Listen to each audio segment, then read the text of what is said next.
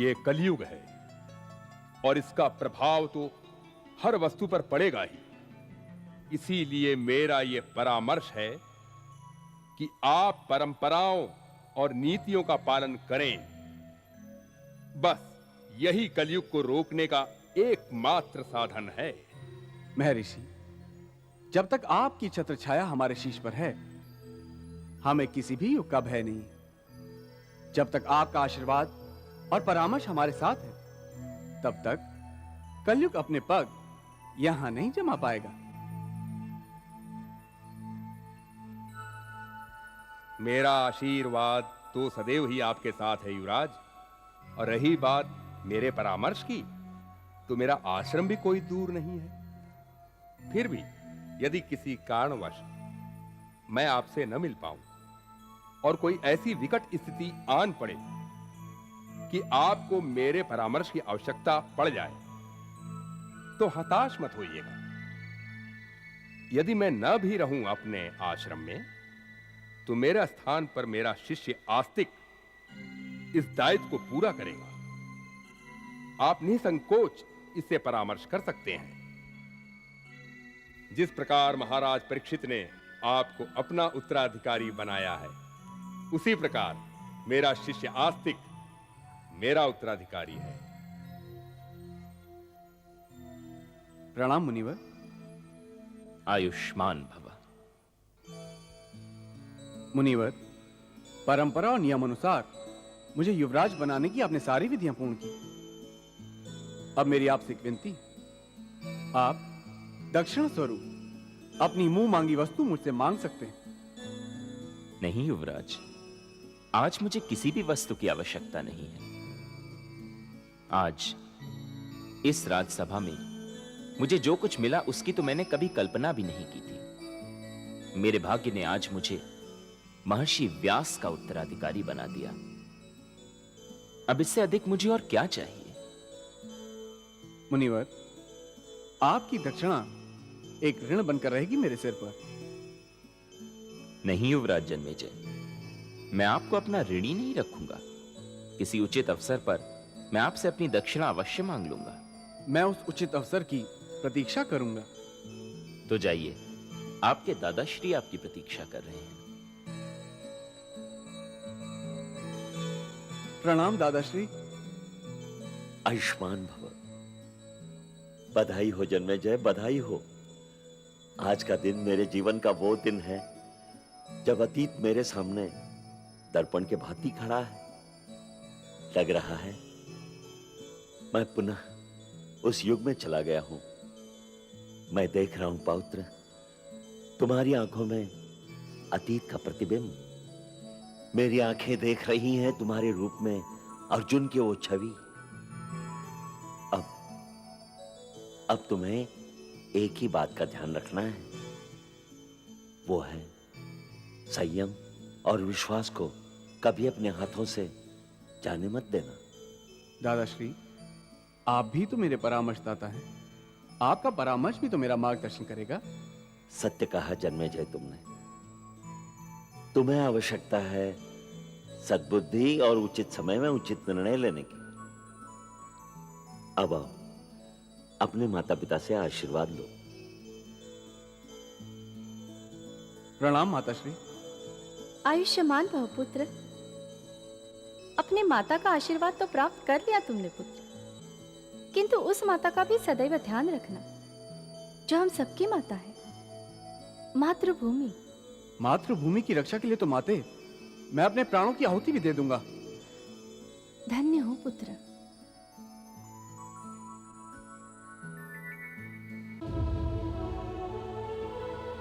आयुष्मान भव। पुत्र, आज मेरे जीवन का सबसे भाग्यशाली दिन है। आज मैंने अपने जीवन का सबसे बड़ा उत्तरदायित्व पूर्ण किया है। आज मैं देख रहा हूं हस्तिनापुर का सुरक्षित भविष्य तुम्हारे हाथों में है। आज मैं देख रहा हूं जन्मेजय अपने सपनों को साकार होते हुए। आज मैंने एक पिता और एक राजा दोनों का उत्तरदायित्व पूर्ण किया। मुझे उसी दिन की प्रतीक्षा है जिस दिन तुम्हारा राजाभिषेक होगा। हाँ पुत्र, उसी दिन की प्रतीक्षा है मुझे, उसी दिन की प्रतीक्षा है। युवराज, स्थान ग्रहण करें।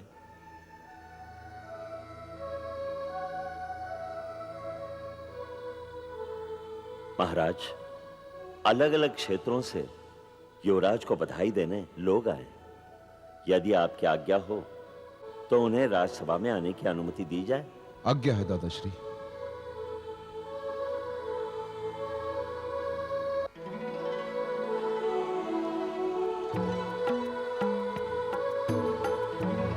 सीमावर्ती क्षेत्र से ये उपहार युवराज जन्मेजय के लिए भेंट किए जा रहे हैं।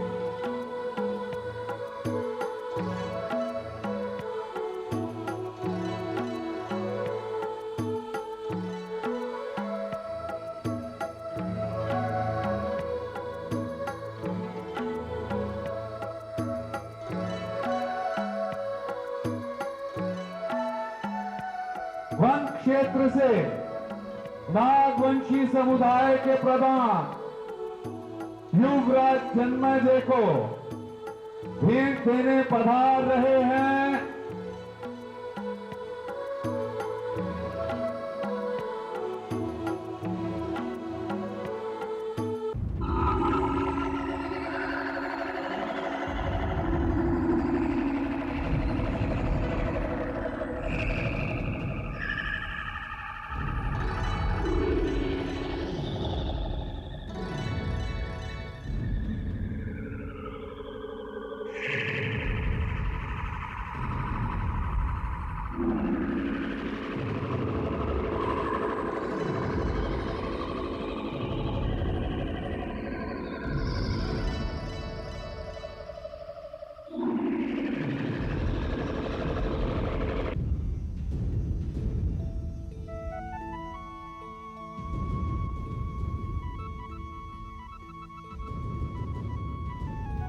बधाई हो युवराज, बहुत बहुत बधाई हो।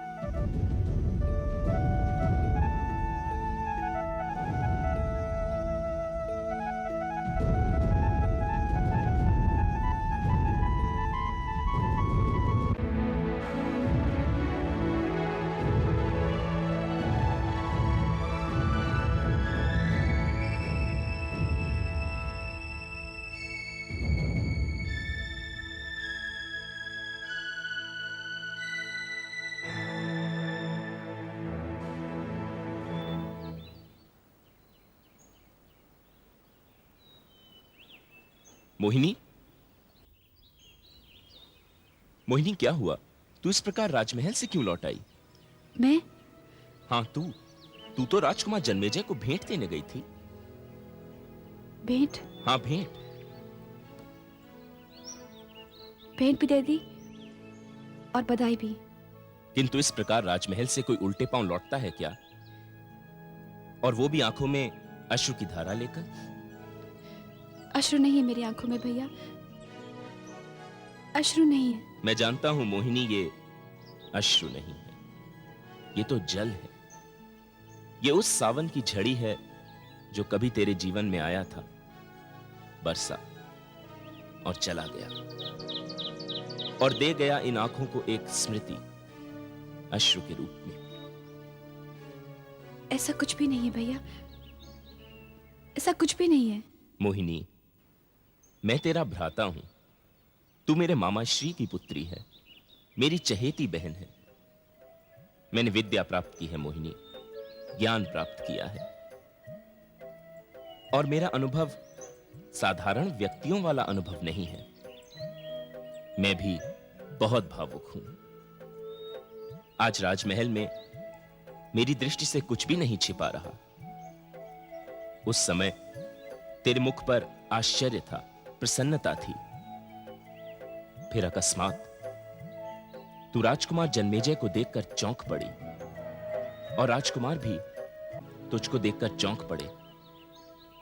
सब देखा है मेरी आंखों ने, और ये सब देखने के पश्चात मैंने जो कुछ समझा है उसका एक ही अर्थ निकलता है मोहिनी, कि तू राजकुमार जन्मेजय से मिल चुकी है और यह भेंट कोई साधारण भेंट नहीं थी।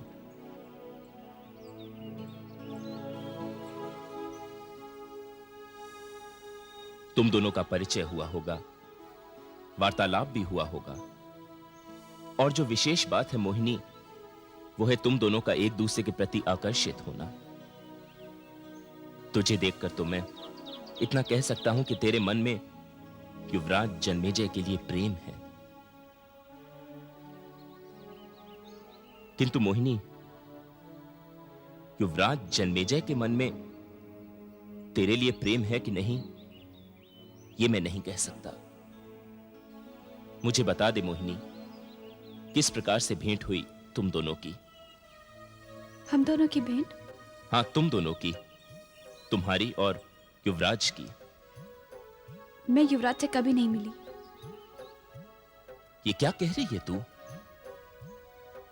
मैं सत्य कह रही हूँ भ्राताश्री, मैं किसी युवराज से नहीं मिली। मैं तो एक परदेसी से मिली थी, एक विद्यार्थी से मिली थी।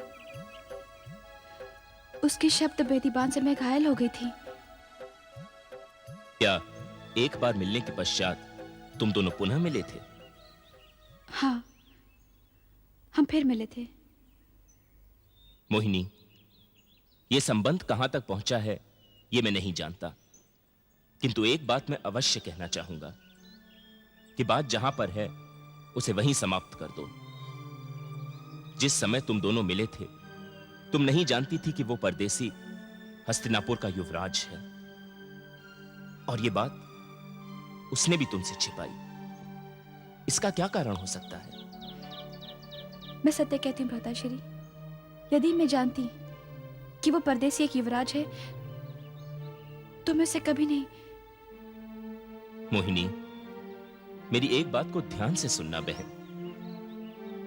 ये राजमहल के द्वार होते तो बहुत ऊंचे हैं, किंतु भीतर जाने के लिए छोटे पड़ जाते हैं।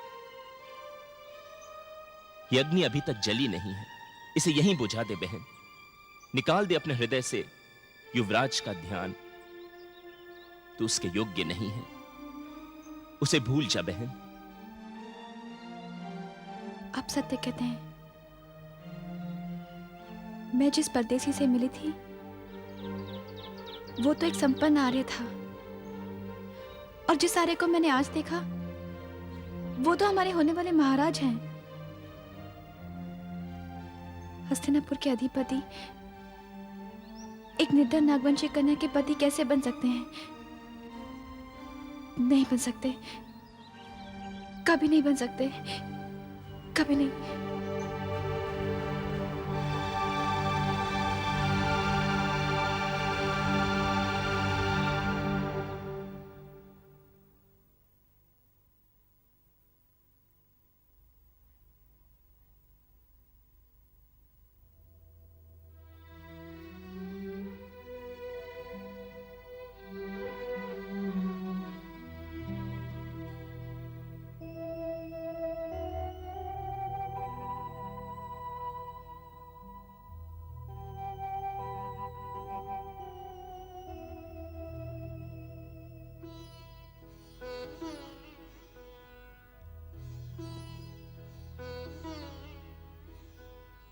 युवराज, प्रणाम मुनिवर।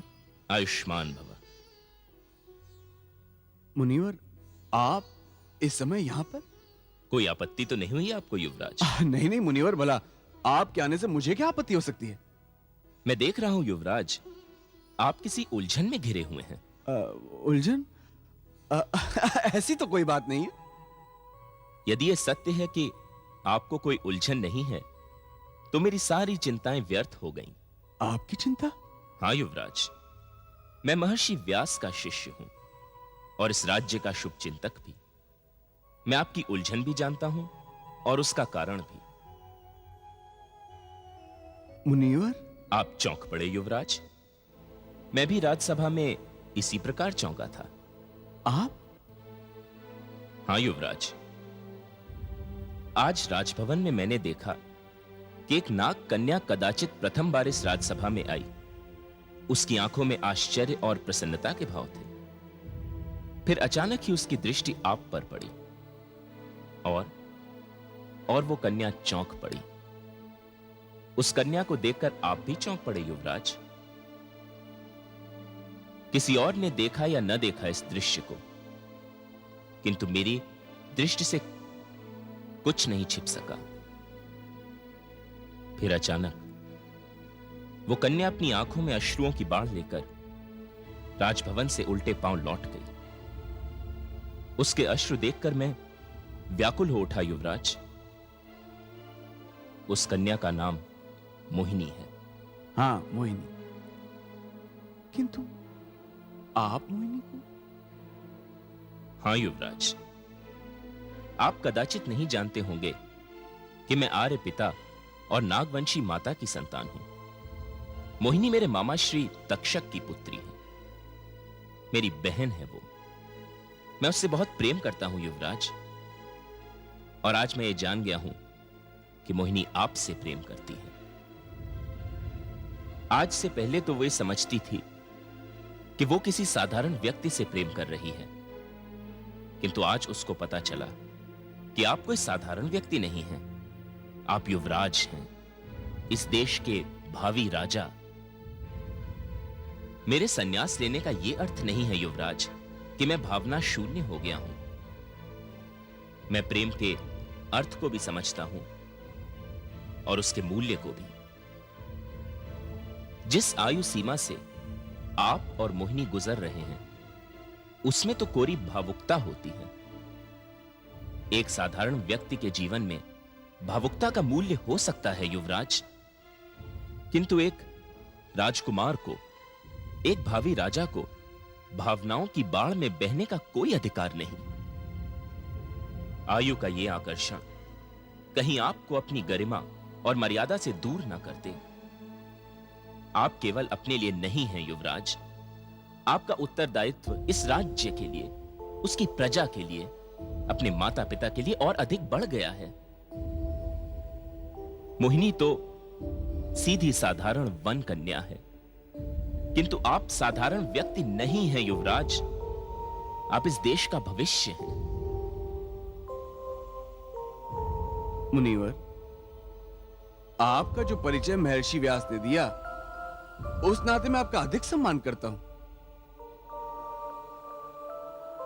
जबकि हम दोनों की आयु में कोई विशेष अंतर नहीं है, किंतु फिर भी आपने गृहस्थ बनने की आयु में जीवन की समस्त इच्छाओं पर विजय प्राप्त करके संन्यास धारण कर लिया, और मैं गृहस्थ जीवन में प्रवेश करने जा रहा हूं। मैंने नीति पढ़ी, उसके साथ साथ श्रृंगार और साहित्य भी। मैंने अपने मन में अपने जीवन साथी की एक मधुर कल्पना बना रखी थी, और जब मैंने मोहिनी को प्रथम बार देखा तो मेरे मन में प्रथम विचार यही आया कि ईश्वर ने इस संसार में केवल मेरे लिए बनाया मोहिनी को। आप कदाचित नहीं जानते, जब मैं उससे दूसरी बार मिलने गया था, तब मैं उसके लिए एक स्वर्ण कलश ले गया था, किंतु उसने उस स्वर्ण कलश को छुआ तक नहीं। किसी अन्य साधारण कन्या की तरह उसके मन में स्वर्ण के लिए कोई मोह नहीं था। मैंने तभी निर्णय कर लिया था कि मैं मोहिनी को ही अपनी जीवन संगिनी बनाऊंगा। मेरा प्रेम अन्य राजकुमारों की भांति कोई खिलवाड़ नहीं है। उसमें किसी भी प्रकार की वासना ने जन्म नहीं लिया है। मैंने तो उसकी आत्मा का सौंदर्य देखा है। मुझे तो लगता है जैसे मैं उसे इस जन्म से नहीं, जन्म जन्म से जानता हूं। किंतु युवराज, आपका यह निर्णय अंतिम निर्णय नहीं है। कहीं ऐसा न हो कि आपका यह निर्णय महाराज परीक्षित का क्रोध बन जाए और उस क्रोध की अग्नि में एक भोली भाली लड़की का जीवन जलकर नष्ट हो जाए। आप युवराज हैं, दोष आपका नहीं कहलाया जाएगा, दोषी कहलाएगी मोहिनी। वो लड़की तो दोनों ओर से पिस जाएगी युवराज। न उसे महाराज परीक्षित का क्रोध ही क्षमा करेगा और न नागवंशी ही छोड़ेंगे उसे।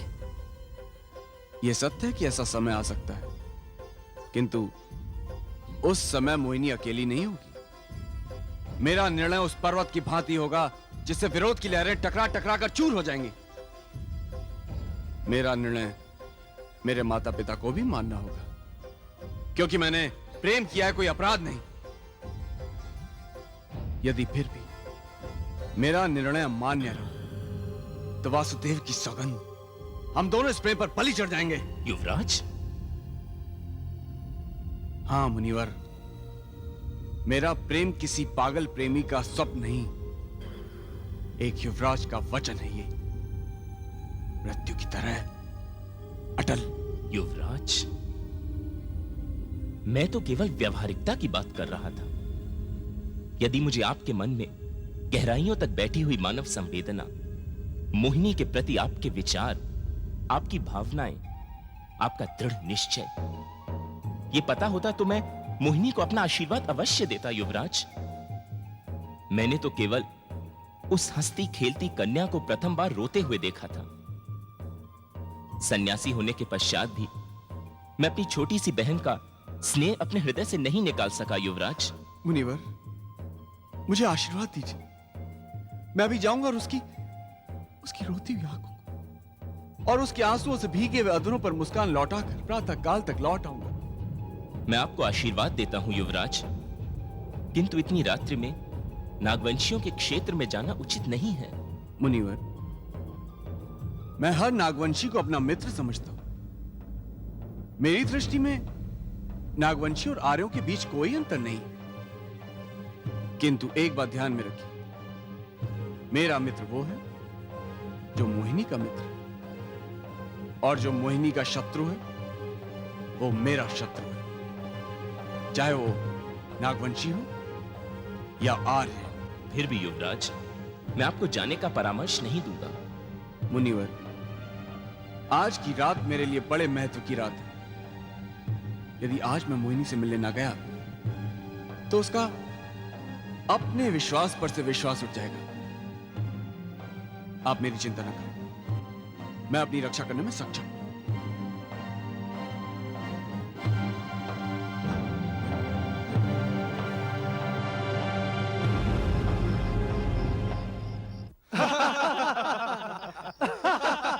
अरे अब क्या सोच रहा है शक्ति? तू तो बड़ा भाग्यशाली है। भाग्यशाली होगा कैसे नहीं, ये मित्र किसका है? हमारा। सब सोच रहे थे कि आस्तिक को मुखिया बना दिया जाएगा, किंतु वो तो सन्यासी है, उसे तो कोई लोभ ही नहीं है सत्ता का। अरे ये भाग्य की बात है, शक्ति के भाग्य में लिखा है मुखिया बनना, वही बनेगा हमारा मुखिया। क्यों?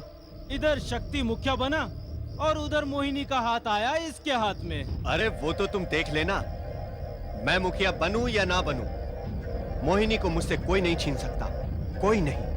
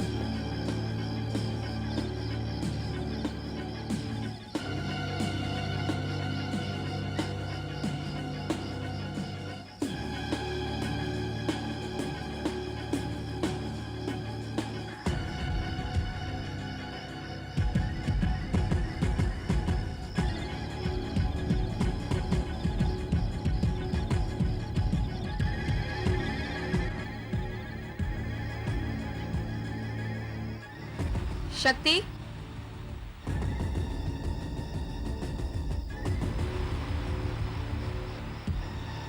अरे बुआ, इतनी रात गए आप यहाँ?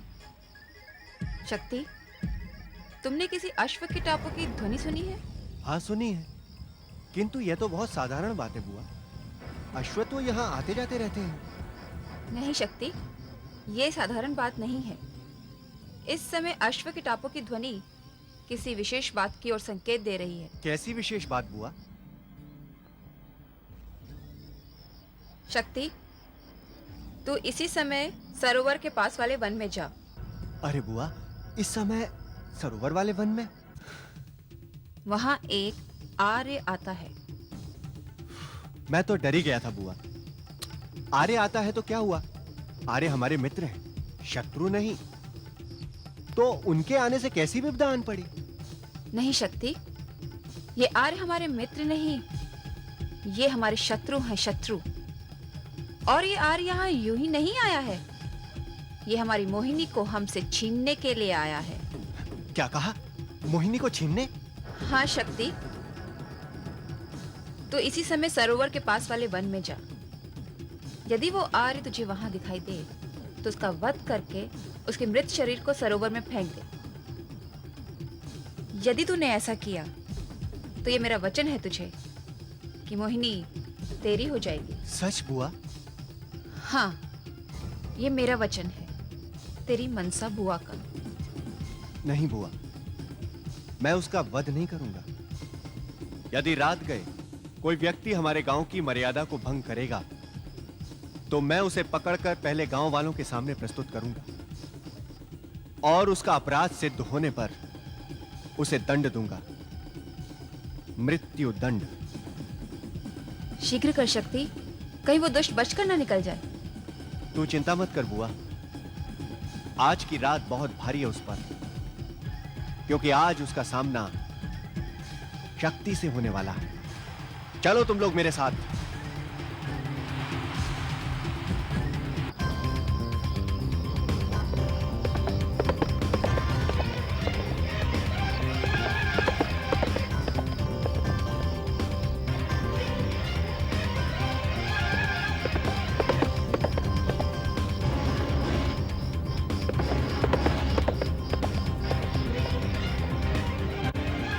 मोहिनी, मोहिनी तुम आ गई? किंतु आप यहाँ पर क्यों आए? मोहिनी, मैं तुमसे मिलने आया हूँ। मैं तुमसे कुछ कहना चाहता हूँ। हमें आपसे कोई बात नहीं करनी है। मोहिनी, मैं जानता हूँ तुम मुझसे रुष्ट हो, किंतु आज मैं सारी बात स्पष्ट करके जाऊंगा। आप समझने का प्रयत्न क्यों नहीं करते? आपके प्राण संकट में है। मेरे प्राण? हाँ, आपके प्राण। वो लोग इसी ओर आ रहे हैं आपका वध करने। यदि उन लोगों ने हमें साथ देख लिया तो अनर्थ हो जाएगा। आप मेरे साथ चलिए। मोहिनी, मैं यूं कायरों की बात यहाँ से कदापि नहीं जा सकता, किंतु तुम... आप समझने का प्रयत्न क्यों नहीं करते? आप मेरे साथ चलिए। अब मेरे साथ चलिए, चलिए।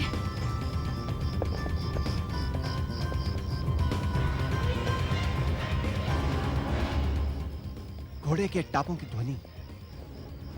तुम लोग चारों तरफ से घेर लो इसे, बच के जाने ना पाए। चलो। भैया उठो ना, भैया। कौन है? मनसा, क्या बात है? क्यों जगाया मुझे? सारे गांव में हाहाकार मचा हुआ है और आप अश्व बेचकर सो रहे हैं। अरे बताओ तो सही कि हुआ क्या है? वो आर्य फिर आया है जिस पर हमें संदेह है। कहाँ है वो? कदाचित सरोवर के पास वाले वन में। मैंने शक्ति को भेजा है उसे ढूंढने के लिए। मुझे जाना होगा। ये आर्य, तू चिंता मत कर मनसा, आज वो आया है इस गांव में। अब इस रात्रि के पश्चात वो कल का सूर्य नहीं देख पाएगा। हाँ भैया, समाप्त कर दीजिए उस दुष्ट को। अपनी आंखों से मैं उसका बहता हुआ रक्त देखना चाहती हूँ। चल मेरे साथ।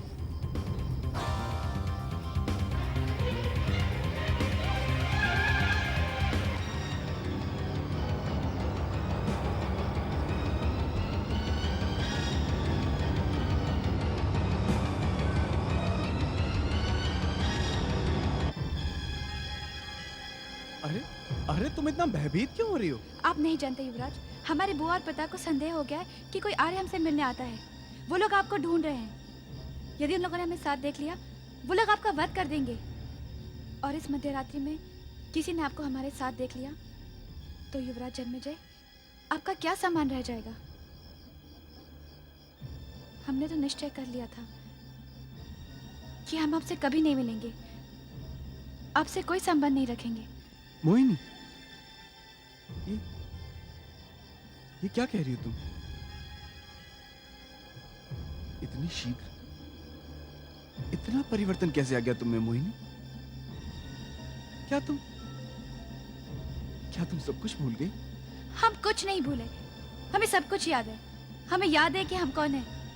हमें यह भी ज्ञात हो गया है कि आप कौन हैं।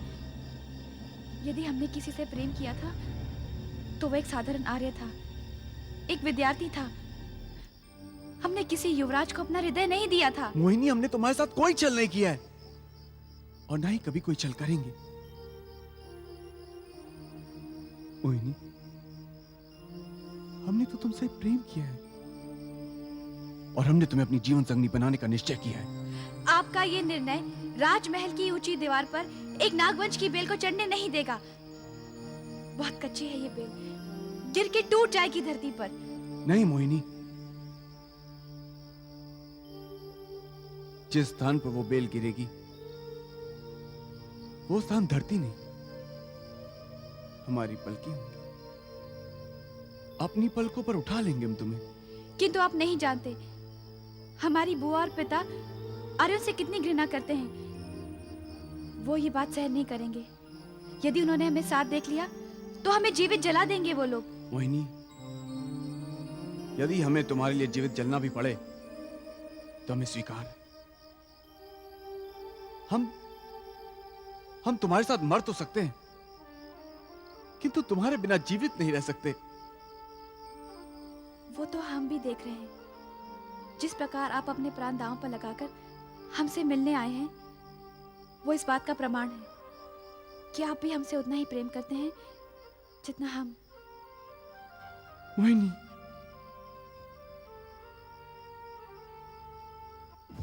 किंतु हम क्या करें? वो लोग हमें आपसे मिलने नहीं देते। वो लोग आपको ढूंढ रहे हैं। चलिए, हम आपको सुरक्षित स्थान पर पहुंचा देते हैं। चलिए। भैया, क्या हुआ? हमने उसे चारों ओर ढूंढा परंतु वो कहीं नहीं मिला। कदाचित अंधेरे का लाभ उठाकर भाग निकला है। अब की बार यदि वो इस ओर आया तो बचकर नहीं जा पाएगा भैया। अब की बार वो यहाँ आने का साहस नहीं करेगा। ठीक है, अब तुम लोग जाओ, सावधानी से रहना, समझ गए? जाओ।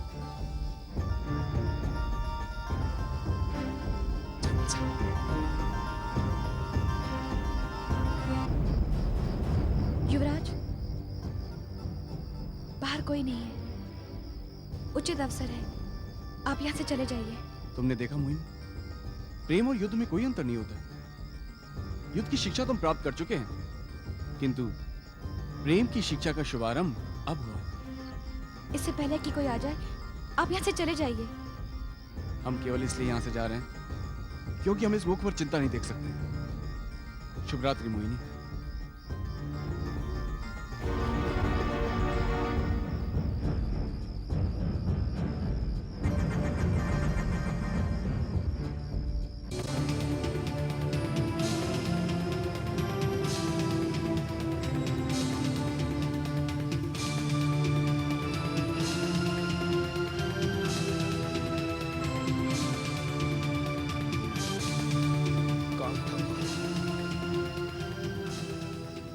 कौन था वो? हम नहीं बताएंगे। मैं तेरे प्राण ले लूंगा। फिर भी हम नहीं बताएंगे। नहीं भैया, नहीं। नहीं मनसा, नहीं। मैं इस प्रकार इसे नागवंशियों का अपमान नहीं करने दूंगा। यदि इसने नहीं बताया कि वो कौन है तो आज मैं इसे जीवित नहीं छोड़ूंगा। नहीं भैया, यदि मारना ही है तो पहले उस व्यक्ति को मारे जिसके कारण ये अनर्थ हुआ है। चलिए मेरे साथ, चलिए।